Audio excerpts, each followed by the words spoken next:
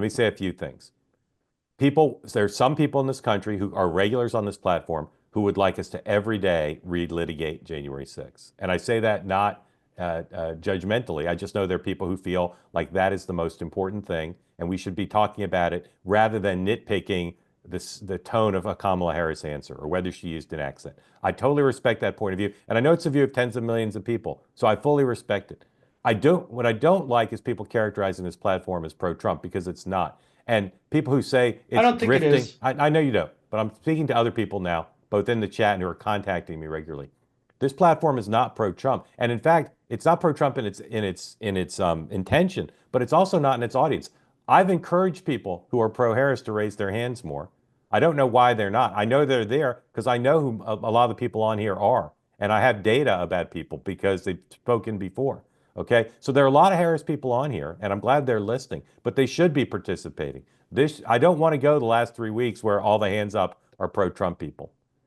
The I undecided's don't. deciding. No, Yeah. James, I'm not addressing this to you. I'm addressing it to people. Reaction to what you said.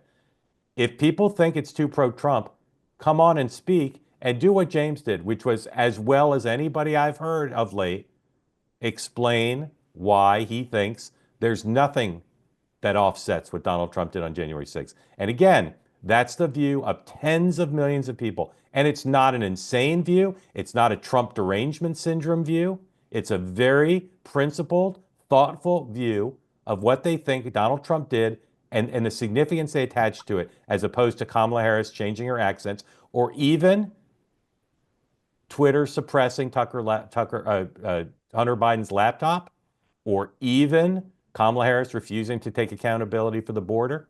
That's a reasonable point of view. And the Trump people on here who are in the chat right now denouncing James, you just shouldn't do it. It's a reasonable point of view. And James, unlike some people on the left, including members of the committee, was mostly factually correct. And to the extent he wasn't 100%, I don't think his errors were dispositive or disqualifying in terms of the point of view he's suggesting.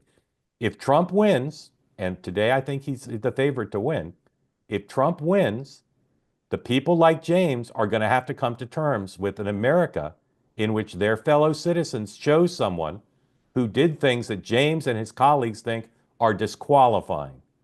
They're going to have to do that, and they need to be prepared to do that because Trump might win. Okay? And if Trump wins, and you're one of the people in the chat complaining about James and accusing him of Trump derangement syndrome, you need to come to terms with, if Trump wins, it's going to be really narrow, and he may not have control of the House. And even if he does, there's going to be a filibuster in the Senate.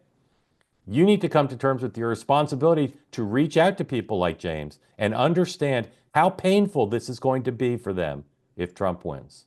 Okay?